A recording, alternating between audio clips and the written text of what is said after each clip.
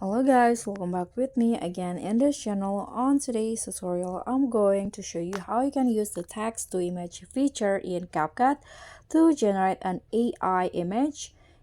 And here I've already on the CapCut homepage, and you can see at the top there will be a text to image menu here. So let's try to click on that.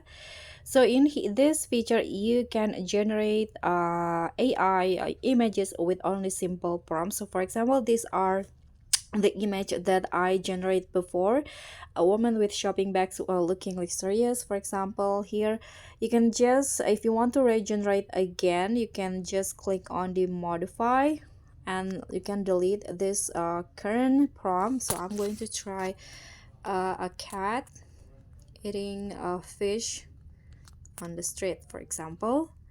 And after that, you can just click on generate and wait for CapCut to generating the image.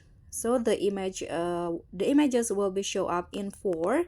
There are four options that you can select from this, and if you want to regenerate again, you can just click on regenerate button. But if you like with one of the results, you can just click on the results, and here you can there will be option. You can refine it, you can upscale or update the quality, you can retouch, or you can just directly save it to your gallery by clicking on this save button.